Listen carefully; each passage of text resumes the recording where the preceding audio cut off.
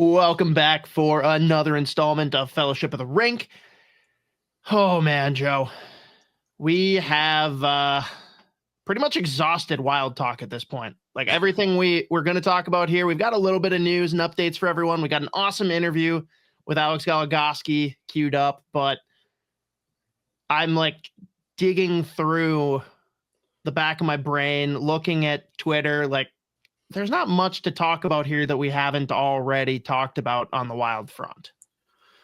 No, there's not really, much news, and there'll probably be more in coming weeks leading to the draft. And Alex Goligoski, which, as you guys know, is kind of an advisor, an intern, quote unquote, as he calls it, with the Minnesota Wild front office, and they're going to the pro scout meetings, this week. So they'll have more conversations about certain things, but it's pretty slow. It's the Stanley Cup playoffs and the conference finals going on. There's nothing major coming up. So that's where it's kind of like the slow time up until, the really cool build up around the draft and free agency. So unfortunately, not crazy news to talk about. Fortunate and unfortunate, I guess, in different ways. But leading in, we have to address Minnesota Frost. I still wish it was Purple Rain, but is what it is. Can't have everything. But back-to-back champs, PWHL, Walter Cup. Pretty crazy given all the turmoil that came after their previous championship. I don't know. Does that make it all the more impressive, or just what are your thoughts on them pulling off back-to-back to open up the PWHL existence? Yeah, like very few teams that win championships are like broken inside the locker room or have fractures and stuff like that, and so I think that's what makes it all the more impressive to go back to back. I know it's a smaller league and newer league, so comparatively to other type of sports and doing back to back, but it's still, they went out and won every game they needed to win. They won in overtime fashion to get the title, like triple overtime the game before, some one goal games, all overtimes. Like it's, give them a lot of credit. They've got a tight group. They got a lot of talent in that room. Kind of unheralded scores too. It wasn't always Taylor Heisey's show. It was other in Zumwinkle. A lot of guys stepped up. A lot of girls stepped up, and Rooney and net. It's just it's been a pretty impressive showing. And I think what our writer Haley Selvian wrote was this hard part about the winning and the finishing it off is knowing the expansion draft is coming. And they can only protect 3 players. That's great. Which is kind of ridiculous, and then you could lose like 4, right? And just like that's a pretty good chunk of any team, championship team or not. Like who do you protect? It is insane. You could 3. You can maybe get to a 4th if they sign 2 players or something like that. So, but that's still like, it'd be impossible. Like back in the last expansion thing with Seattle.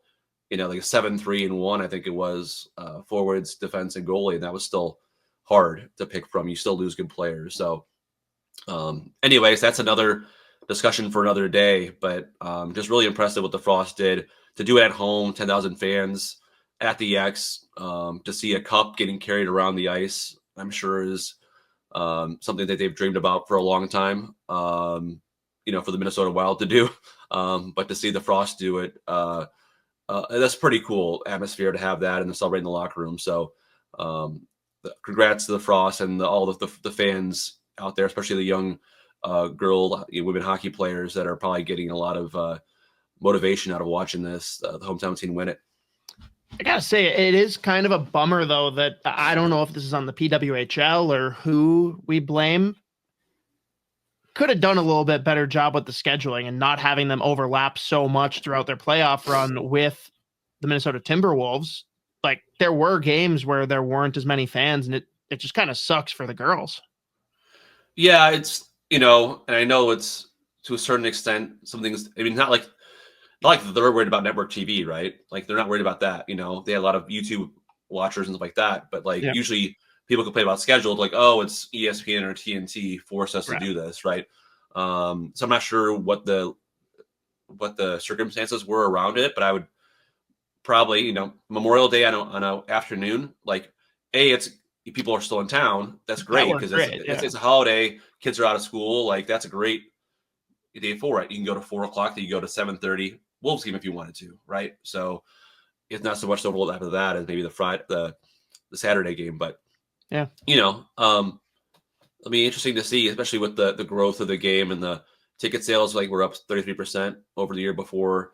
They're expanding to 2 new teams, so that shows that they're obviously sustainable enough to grow. But I think the question will always be like, will be enough talent, continue to grow this league further to where it is as competitive as it was this year with all the different overtimes and 1-goal games. for sure. And another championship, Team USA breaks almost 100-year drought. IIHF Worlds, Zeev Buium, yet another gold medal. I'm not convinced he'll ever have enough. Can he ever be satisfied? I don't think so. Being around him and talking to him, like another group chat of champions he has now. 2 World Juniors, a Natty, one from Denver. All the group chats he has are like Natty or champs or this or this. So he's got too many to go through on his phone. I know he didn't play like a huge role. He had some big games or big moments, but I think it was the 7th D in the last game. But an incredible experience for him. And why not put your name out there and show and say, hey, I want to be considered for the Olympic team, and I think what this did, other than breaking a long drought for USA and show the depth of their quote unquote B team to win a gold medal, is these decisions are going to be really hard for Bill Guerin and his staff at the Olympics, because they had a really good showing in 4 nations. I think Tage Thompson was one of the few guys, or Borwinski was the only guy I think from the 4 nations to play on this team. But like Tage Thompson, the Coolies, the Kellers, like, so all these guys played really well. And so I think that, if Tage Thompson scores a golden goal to win a world championships, that's got to give him a little bit of an inch to get on the Olympic roster. Right. So I think that, it's a great moment for Team USA and like their fans and like the team overall. But like, if you're Bill Guerin and he was over there in Europe watching it, like that's going to make some harder decisions when it comes to Milan, knowing the depth that they have and the guys that they showed up and they wanted to play and they won, which is what, USA's wanted to do for a long time at both levels. Yeah. And I thought he was a snub from 4 nations, but again, there's so many guys to choose from. Yeah. Like, how do you properly evaluate it? But yeah, now of course, Minnesota Wild Twitter is a buzzing. Tage Thompson, he's naturally the guy that's going to come back in a Marco Rossi trade, right? Oh man. Yeah. In the rotisserie GM days, yeah, like anybody would love Tage Thompson on their team, right? Like how would he not look great in the Wild top 6? But I think with Marco Rossi, like I think you're going to find people are going to realize it's a pretty big market for him. There'll be a lot of teams that will have interest in him, which should, in theory, drive the price up a little bit. But I think people are going to understand and see like the interest in this kid if he does end up as we predict. Potentially getting moved by the Wild if the negotiations don't go well for the RFA, but it's not a slam dunk. It's going to be all of a sudden Buffalo Sabres and Tage Thompson coming back. But a lot of teams could use number 2 centers to score 60 points. So facts. Well, one other one that I actually saw come up that did kind of intrigue me. I'm curious your thoughts on. You think Bill Guerin would be interested in a guy like Bo Horvat? I haven't asked him about Horvat specifically. Obviously he's a guy that can play in your top 6 and, in his best day, produce a lot of offense and everything. So I don't see why he, wouldn't be a guy that you would look at, but you have to consider everything from like the contract to how he fits and stuff like that. It wouldn't be the guy that would come to mind as like the first guy to come to mind as far as guys that would be like no doubt lockdown fits. But I think if you're the Wild, you cast a wide net and you do all your research and you say, okay, if you have multiple teams that are interested, what's the one that gives us the best fit, the best chance to. It's hard. Any trade where you lose the best player, you're going to feel like you're going to lose a trade until you figure out the next 3 or 4 years what those other guys are, if it's involving prospects or picks. But I think the Wild, should, or, think they would hope to get an impact or a rostered player versus just like a first and a third or a draft pick situation, considering the situation where they're in right now. so many picks that are already playing in Iowa. So many prospects are there. A team that feels like they're on the verge of winning a first round series and beyond. They need to be able to fill that hole with some players in the top six, not just Danila Yurov, other guys that can help them both in free agency and trade. And one of your most valuable trade chips is this kid, Marco Rossi, if you decide to do that. Is the impression still that, I know the goal is to bring back like a top six center in a perfect world. Is the idea that it is probably a Marco Rossi plus to bring in the right guy, or do you see them being a lot more fluid as long as, like, on paper it's a good return? Like, do you see them trading for a pick to get back into the first this year, or next year being in, a pretty highly touted draft? Are they entertaining futures, or is it kind of, no, we have to bring someone back that can make an impact now? Well, I mean, I think in that ideal world, you bring an impact player in. I think you have to be open to the other returns, right? You can't just get a guy just to get a guy, right? I don't want to roster players because it's a rostered player. I think there are guys, maybe last summer, maybe they were looking at a thought of trading a Marco Rossi for a guy who was like a Marco Rossi in the sense of he was a former top 10 pick.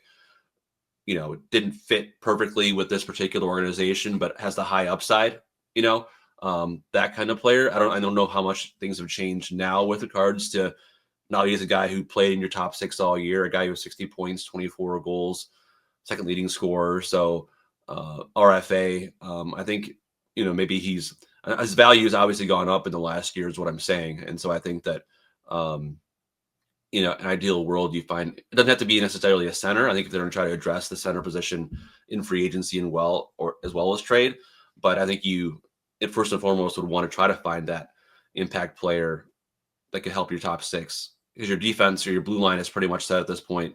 And you can argue here or there whether they need to upgrade their backup goalie spot for now to give Wallstedt more time. But I think it's clear as day that the top six, in terms of helping Eriksson Ek up the middle, giving some help there and providing some more juice and pop on the winger spot in the top six as well to help out, make sure it's not a one-line team. Guys that can help out in case those guys get injured again. So that'd be where my focus would be. Last thing before we kick it over to Goligoski, do you have any indication from the team, or if not, have a personal opinion on whether you keep Ek, Boldy, Kaprizov together?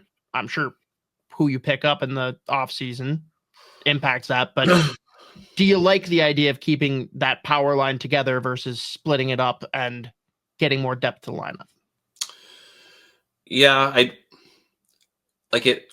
It worked to a certain extent, right? And they were successful together. And like when they played together, they had a chance of going up 3-2 on Vegas if the goal wasn't offsides there. So they had some, but it did clearly show the depth in the series. Clearly showed when the guys like the Goudreaus and Nyquists, weren't producing, right?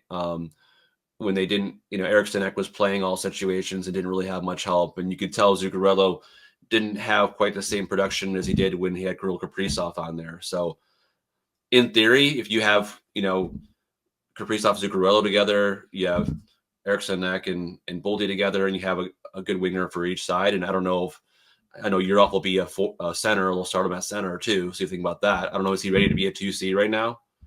I don't know. Or is a guy like Brock Nelson the 2C all of a sudden, and you have Eriksson Ek up top, and all of a sudden you don't really have to put as much pressure on Eriksson Ek. So I love them as a line. They worked out really well together. You can see why they fit. It just couldn't. It just got clearly end of the series. Either they got worn down a little bit more, or the fact that they had the Carlson line one-on-one against them, they shut them down. They couldn't have anybody else help them, other than Ryan Hartman and Marcus Foligno. So, yeah. And then not as much of an issue if those other guys step up or guys are able to kind of do a Florida Panthers like crazy depth situation, right? But they are terrific together. They complement each other extremely well. So if you're John Hynes, you have to consider that going into camp and depending what your roster looks like, make those decisions on who could be the right fit. Just because it looks good on paper doesn't mean it's going to look good on the ice. Yeah, and to anyone that's sitting there like, well, okay, Vegas found a way to stop them, like maybe this doesn't work. One of the better defensive forward groups that you can assemble across the league. So I wouldn't put too much stock into something like that. And they had how many points in the series? Kaprizov and against Eichel, who's a Selke caliber forward as well, so and Stone, right? And they had produce and they played well and they delivered and they gave them a chance. So, yeah, I wouldn't put that as like they can be stopped all the time. It's just a matter of like at the latest point in a series that became margin for error was razor thin. They got the better of them at the end. For sure. Awesome. With that, let's kick it over. Alex Goligoski. This interview is brought to you by our friends at Waggle Golf. Waggle Golf believes what you wear on the course should reflect your individuality, who you are, where you're from, your hobbies, interests, and passions. All the stuff that makes you, well, you.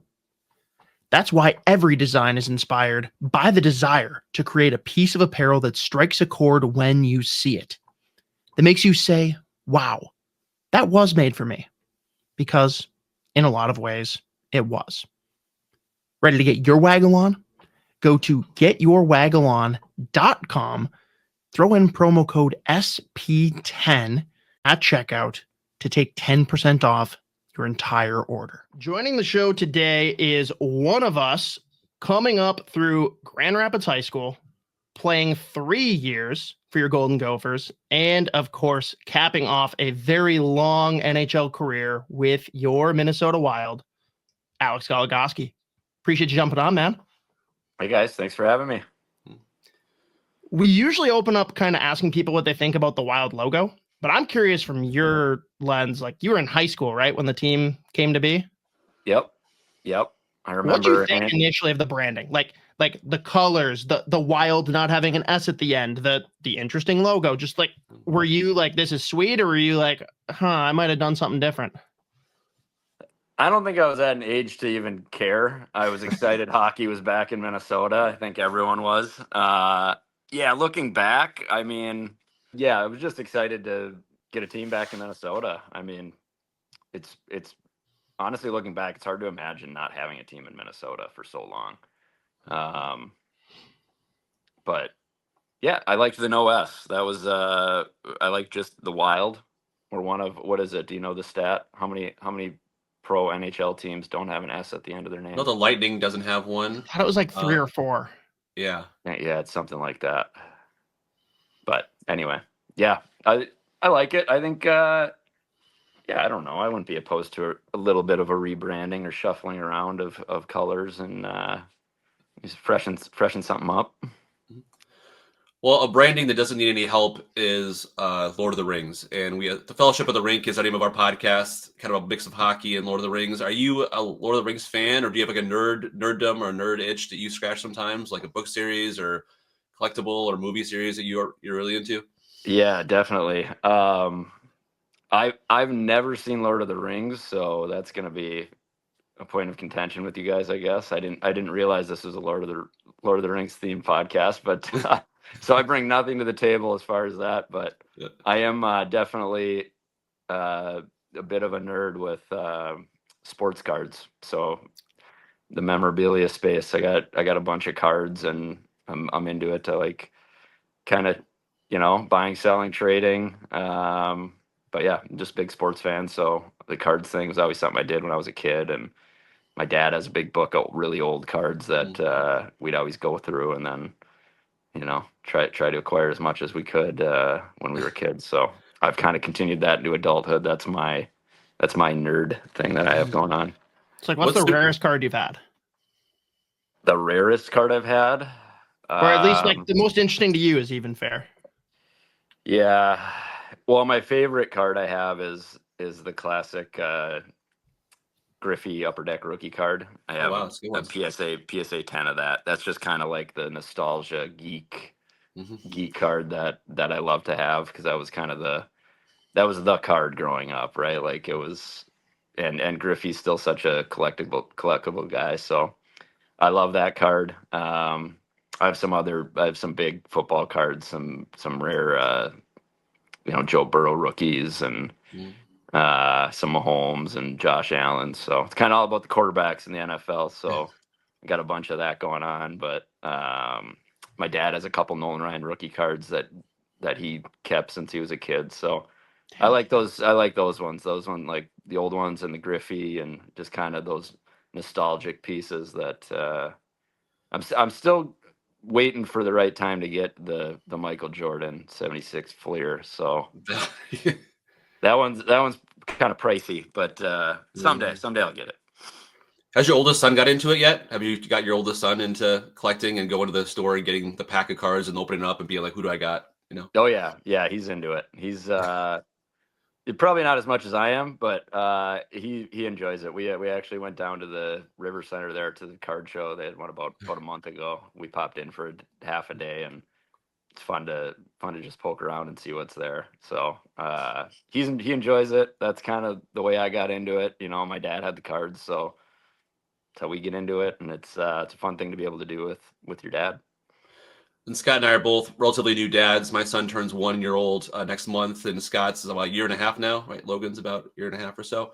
And I know you recently got back into the infant stage Yes. of fatherhood, and just what's that last year or so been like? Now you have more time on your hands, so maybe it's harder because you're not on the road. You get a little bit of sleep and break, sometimes. So. Oh, there's some times I wish I was on the road for sure, but no, it's been amazing. I feel like I tell this to everyone, but like I don't even remember our older two's like childhood. Like it was such a blur, NHL schedule, you're gone so much. And then even when you are home, game days are almost a wash as it is, you barely see them. You're, at the rink in the morning and then take a nap in the afternoon, and then they're in bed when you get home from the game. So it's been unbelievable to just be around so much for Luca, who turned 1 on the 22nd. So just this past week, we had his birthday. So, and he's great. And it's been like unbelievable to have those two experiences of like, kind of just in and out and catching them when you can. And then being around so much, it's been awesome. Let's talk Gophers a little bit. You mentioned, right? Weird to think of a time that there was no team in Minnesota. Mm-hmm. And to me, like the Gophers were the pro team. It's crazy. And you obviously joined in like just after the Wild had become a thing, but what's it like committing to the Gophers, going in and playing freshman year, fresh off the back-to-back natties? Like, what are the vibes like at the U of M? Yeah, it was amazing. Obviously I was super excited. I went down for my visit my senior year, the start of my senior year, and they offered me, and it was like, I think at the time I was like, oh, can I have some time to think about it? And then literally like we started driving home, and I was like, what am I doing? Like call him back now. Because that was always, I mean, even being a northern kid, a lot of guys up there are UMD or North Dakota, but it was always the Gophers for me. So to go in, right out of high school, a little eye opening. I played a little bit of junior hockey, but just excited, and it was a great situation for me. Coming, like you said, they were coming off national titles, and just an awesome group of guys and great support staff there, and everyone was super helpful in making everyone there, including myself, feel comfortable. And it was an unbelievable experience. It was, 3 of the best years of my life. Do you keep tabs on the Gophers much, or is that kind of hard to do when you're also managing, of course, the rigors of your NHL schedule? Yeah, I've actually gotten a lot more into it the past like 3-4 years. I think there was a while there where I was pretty checked out from it altogether. Just like you say, I mean, when I'm in different cities playing NHL schedules, it's like, I mean, you hear about it a little bit, or you'll check in and just see where they're going. But one of my best buddies, Ben Gordon's assistant coach there now, and since coming back to Minnesota, whatever, 4 years ago now, got back into it, and caught some games, and just keeping more tabs on them, and it's fun. I love it. I think college hockey's still amazing, and I think especially going to the games, it's so fun. You get the fans going wild, student sections, and they play just the Friday, Saturdays, so there's always a lot of energy on the ice. It's fun games to watch. What do you think about all the changes with like NIL, and now the CHL is going to be welcomed in? Positive, negative, both? We'll see. I mean, I think it's going to be both for whatever, or, whatever college it is. It could be one or the other, but I don't know. I think at some point they're going to have to, have some sort of regulations on what's going to happen, or it could just get crazy. I think you're kind of seeing that now in football, but yeah, I would imagine for the Gophers, it'll probably be a positive. But I think for, the mass of college hockey, maybe not so much. Fair. I think it's been over 20 years since they won a national championship. Like, you look at the star-studded teams. I covered the Frozen Four a few years back with Nyes and Cooley and Faber. Like, hard to believe they didn't win one. Like, where do you think they are as a program right now in terms of all the other programs that are kind of really up there in terms of what's needed to kind of get them over the hump again? Yeah, I think they're in a great spot. I think they've had, a run of probably 5 years here where they've had really good teams. And I mean, that year you mentioned, they were so close. I mean, that team was, I mean, you look now, there's 5 legitimately really good NHL players that were on that team. But yeah, I mean, it's, it's one game. That's what's so cool about college hockey. Anyone can just get hot and win it. I mean, if they play that series, in a best of 7 or whatever it is, I think, it's probably, maybe they lose a couple games, but they probably win it. But it's exciting, and I think the Gophers are in a good spot. They have good coaches. They they keep getting good talent, and I think it's just a matter of time before they get another one here. When you talk about the guys that were like legit pros, you go back and go through the rosters all 3 years that you were with the Gophers. Like, the names are ridiculous. I could probably spend an hour just talking about all of them, but I got to ask you about one in particular. Talk to me about freshman in college, Phil Kessel. Oh, unbelievable. I mean, honestly, the same as 40-year-old Phil Kessel. He was, I mean, same guy. He's just a little kid, but what a phenom. I played with him when I was a freshman with the Gophers. That was our world junior year, and I made that team, and Phil was on it as an underager. He was like, I think he'd like just turned 16 or something. Mm-hmm. And he was just like incredible. Like, the skating, like prime Phil Kessel skating was just like ridiculous. But he was a blast. He was fun to have. I mean, he was, a 17-year-old underager as a freshman in college. So he was just a kid. And but yeah, like you said, the teams, or the names that were on those teams were, probably equally as impressive to the Faber year you were just mentioning. You hear about a lot of the antics, though, like especially with Randy Carlyle out in Toronto. Yeah. What was he like with Lucia? I don't know. I mean, I don't know that there was like a ton there to, nothing stood out. I mean, it was, Phil was just going to do Phil's thing. And, Don was always so good about just letting players be themselves and use their skill sets, and, not putting handcuffs on people. And I think that's why you see a lot of people really, continue to grow, and a lot of skill comes out of Minnesota. They get these skilled players, and they don't force them to be something they're not. They want them to, continue to grow their game and develop what got them there and what's going to keep them moving ahead. So, yeah, nothing crazy, I don't think, that I can remember, but, yeah, Phil's, was a teammate with him a few times. He's a gem, one of the best. He's different for sure. Yeah. So after the Gophers, you go on and play with the Pittsburgh Penguins. I told you before we jumped on, I grew up a Penguins fan. That 2009 Cup run was something else. Just talk about it. Like, what was it like being a part of that journey? And you got to tell us a little bit about Mario's pool party. Yeah, I'll tell you what I can. No, yeah, what a crazy run. And I mean, it's actually crazy the amount of times you see scenarios like that happen, where it was, I mean, we were like, had a great start, and then just like a 20 game just lull in the middle of the season where it's like we had nothing going.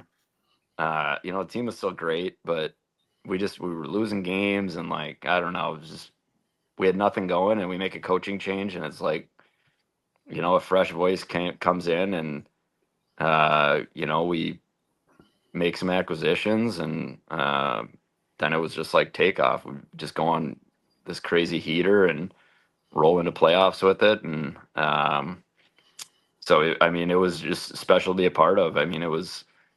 It's crazy when you get in those modes with teams where you just feel like you can't lose, or, a team scores 2 early ones on you. It doesn't even matter. It doesn't even, like, it's not even in your mind. You're just in this cycle of like, you just keep going. I think you're seeing some of that right now. I think, Florida comes to mind. It seems like they're kind of on a run like that. But no, it was obviously a special season, and to cap it off the way it was amazing. And but yeah, Mario's pool party. I think we got back from Detroit, I don't know, maybe at 2 a.m, and it was straight over to Mario's, and the cup was in the pool. There were guys swimming in fountains, not pools. It was a mess, and but in the best way. Everyone was just so happy, for each other, and when you have Mario Lemieux as an owner, and you're at his house celebrating a Stanley Cup, it's just like it's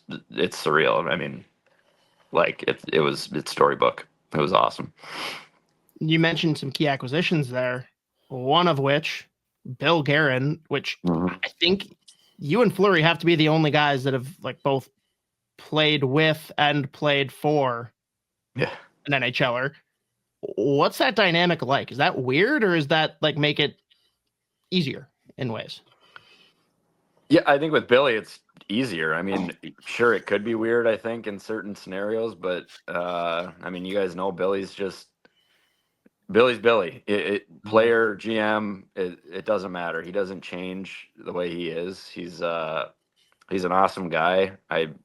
Even coming here, it didn't even cross my mind that it might be a weird thing or anything. He's a really upfront guy, and so no, it wasn't weird at all. But for that team, that acquisition, specifically, I think was so huge. Just bringing in a veteran with that kind of voice, and because it was still a really young group in Pittsburgh, and just a guy that can settle things down, and knows key moments and big moments, and those are the kind of guys that can get those young teams over the hump, and I think that had a big thing to do with it. Marc-Andre Fleury, like, we think he's going to play forever, right? And we keep on waiting for the news release that he's coming back another year. But he said that he's like, we asked what he's going to do next, and he goes, I talk to Goligoski about this all the time, about what I'm going to do next, or how I'm going to, maybe Billy has a spot for me up in the booth there.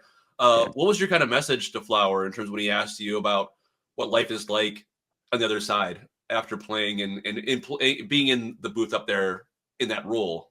What kind of advice and message did you give him? Yeah, I think with everyone who plays for so long, it's, you get out of it and it's kind of weird, you're a little nervous about it. And I think Flower's no different. So he was, he has a lot of questions, but I just gotta tell him that it's awesome. You get so much more time with the family, and there's so many guys here, like retired guys too, that guys with time on their hands. There's always something to do. You can always find something to do. But yeah, the hockey side of it, he'd be great, obviously, to have a mind like that, and a person like that to be a part of the organization would be unbelievable. But I think that's something he'd be great at, and it's something they should definitely explore, and he would love it. I think he's a hockey guy.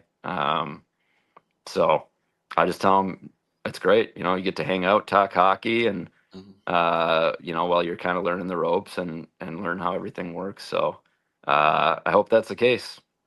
How would you describe what your role was like this year? I know we saw you in the press box a lot with the rest of the management at practices, at games. Like, was it mostly kind of watching, observing, or were you kind of given a certain role of like watch these kind of players from the pro side of things for the deadline, or like what kind of things were you able to do in your first year? Yeah. I tell people I was an intern. That's the way I mean, I think that's the best way to explain it. You know, I was just kind of a fly on the wall. But it is, it's pretty crazy the amount you pick up just being around, you know. I mean, you're in on the conversations, and you know, you're up there watching the game, talking about, you know, anything that can come up, really. I mean, you know, you're talking about, what do we need? Why are we doing this? What's, you know, what's wrong or what's going right? And you know, then you're down in the coaches room after games, and you're getting that side of it from the coaches, like, you know, how are we playing? Why, you know, why is this player, you know, what's going on with him, or what, you know, so and so is really, really unbelievable right now. You know, what's the difference from 2 weeks ago when he wasn't? You know, like, so you get in the minds of, you know, the other side. You're a player for so long, you just, I mean, I didn't even think twice about what they're talking about back there when I was a player. You know, you're just like, you know, you just assume they're not really doing anything back there. But there's always stuff going on. So it was awesome. And yeah, so no official title, but still doing it. You know, we're going down to some pro meetings tomorrow morning, actually. So yeah, I'm just gonna stay in it and see where it leads. I haven't had a conversation with Bill yet about moving forward or anything, so we'll just keep doing what we're doing, and hopefully kind of expand my role a little bit as we go, and spread my wings a little bit. As you can tell, it always looks easier from up top too, right? It always looks easier when you're watching the games from up there. From the press box, yeah, it's super easy. You look, when you're watching up there, you think everyone stinks. It's like it's honestly unfair. It's unfair to judge a player from watching up there. No, yeah, it's a hard spot for us to be in, to be able to watch that. But yeah.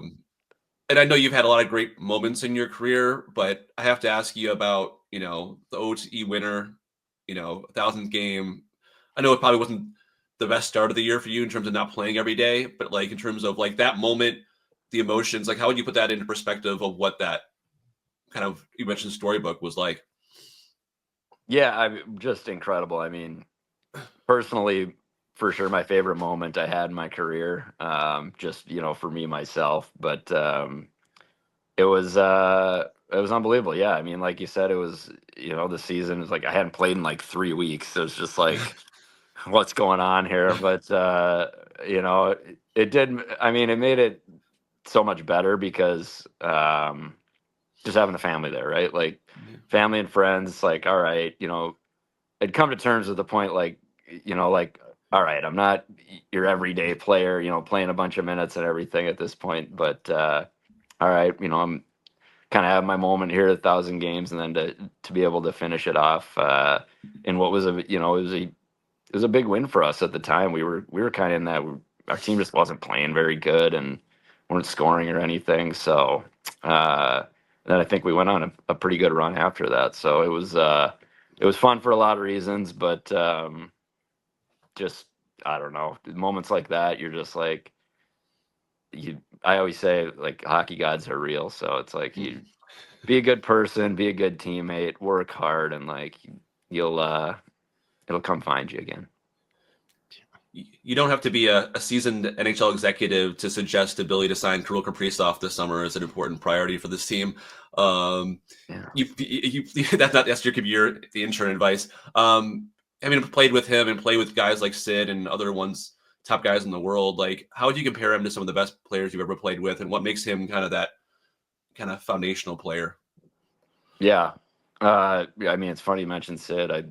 I think he reminds me so much of him in a lot of different ways. Just, I mean, physically, they're almost the same. They just massive legs, low to the ice. They play this hard game. Like, they get under guys. You know, obviously, Sid's a center, Sid's a passer, and Krill's, you know, a winger, and I would say more of a shooter, goal scorer. But the way that they mentally approach games too, and approach practices, and it is hockey, hockey, hockey, and how am I going to get better today? And when your best player is doing that, it's a matter of time before everyone's doing it. So it's he's extremely important to this organization for sure. Just that's a huge reason why, because when you can find players like that have the talent and the superstar status, which I would put him in, when they're your hardest workers and they're doing everything right, immediately the other 22 guys on the team are going to get better. So it's a huge player for our organization. If only he had the same level of OCD as Sid, though, and we could get him signed to a 9.7, huh? That would be nice. Yeah. I'm sure management would love that. 9.7. That's good. They should explore it. Yeah. I mean, just get him to start stick handling around the M on the ice, whatever. Yeah. Baby steps. Yeah. That's a good thought. I'll try to bring that up. You talk about how much easier it is, though, right? Evaluating from the press box. You probably have a little bit of understanding of what fans are doing, but what have you gotten from short glimpses on two young defensemen that are hopefully pillars for this team moving forward, and Zeev Buium and David Jiricek? Yeah. Both seem like they're going to be great NHL players. I haven't seen as much of Jiricek, but in the short time he was here, just watching him in practices and the games that he did play, has all the tools. I mean, big, rangy, long, good skater, can move the puck. And, I think that was, the reason for acquiring him. Obviously, he has the tools. He was a high pick, but he's also, played on national teams, and he's been exposed and he's played well in those scenarios. So I think it's only a matter of time for him. And then Buium, obviously, same thing. I think, he's got a real chance to be a super high-end player. And, the next 2-3 years are going to be super important for him as far as seeing if we can get him there or not. So I think, what's special with him is his the way he approaches the game. Really cerebral player. Doesn't seem like anything really gets to him. But yeah, he's one that's going to be really fun to watch. And yeah, I mean, he's hopefully a guy that's going to play for the Wild for a really long time.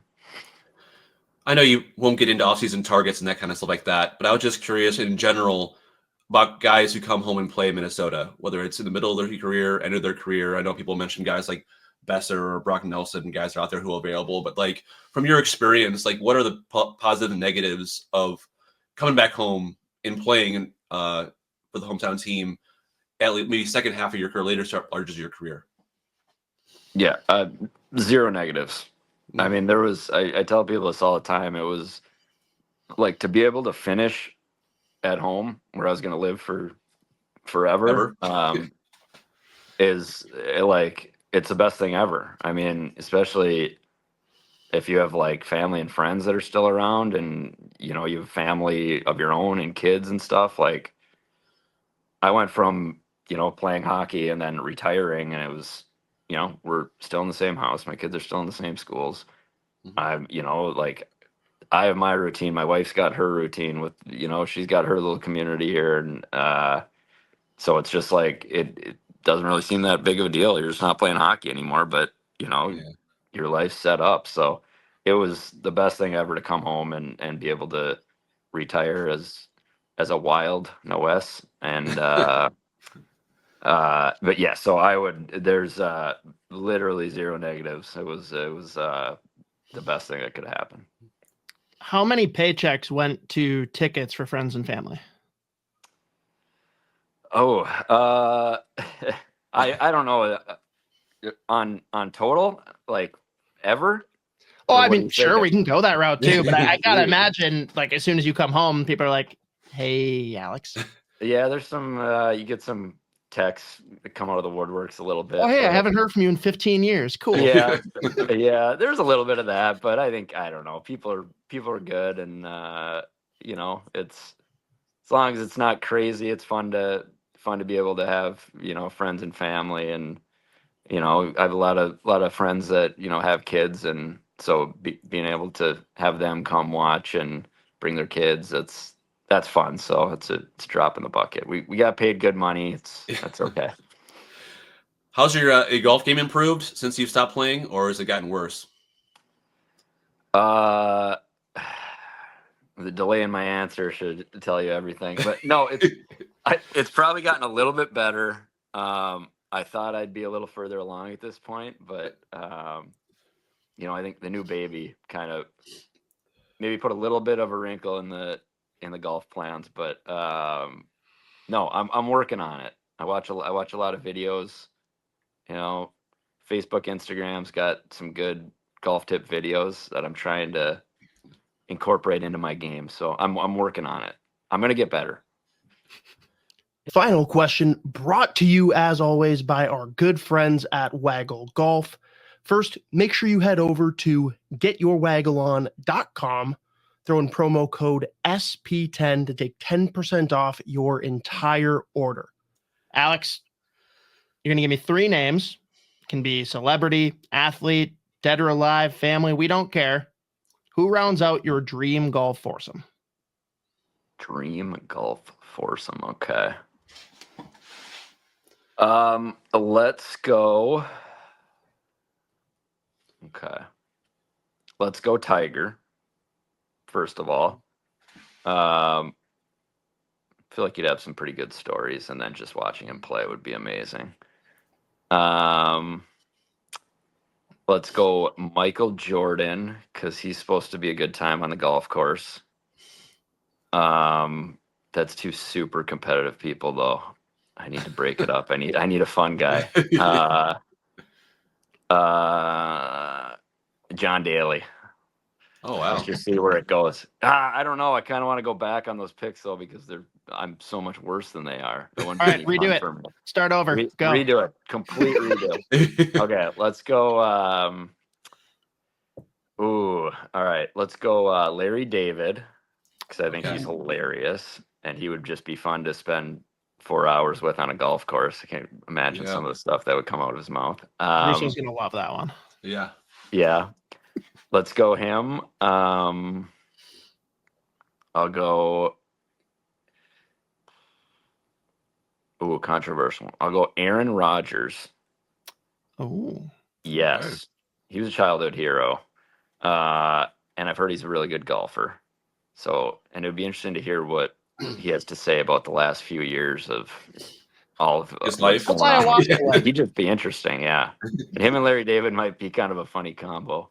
Or not. But and then I would throw in there my best buddy from back home, Jack Keeney. Shout out Jack. Okay.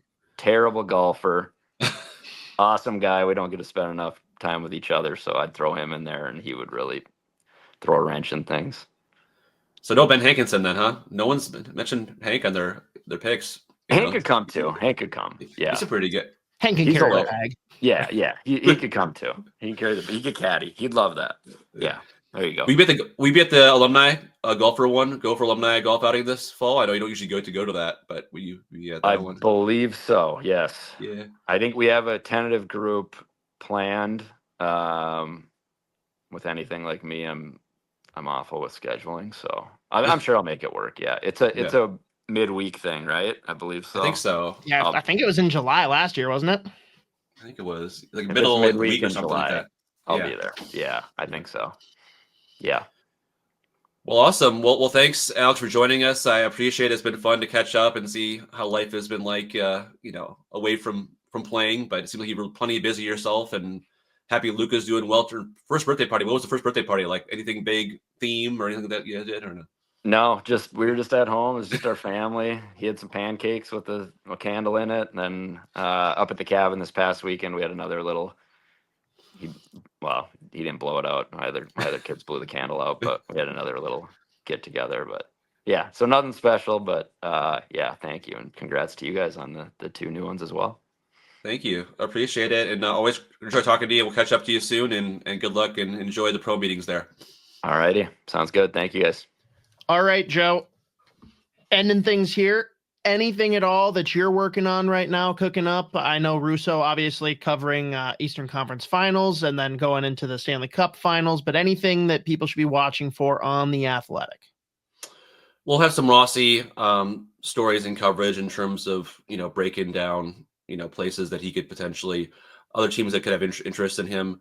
And I'm doing a story comparing, the Wild to the other conference finalists this year in terms of, looking at the lineups and like the net ratings that we use from The Athletic and our good writer Dom up in Toronto has some breakdowns of what it might look like, of what positions need the most help. So working on that as well. So, a little bit more off-season stuff, and then it'll build up a little bit more towards the draft in a couple of weeks with more looking ahead at that kind of thing.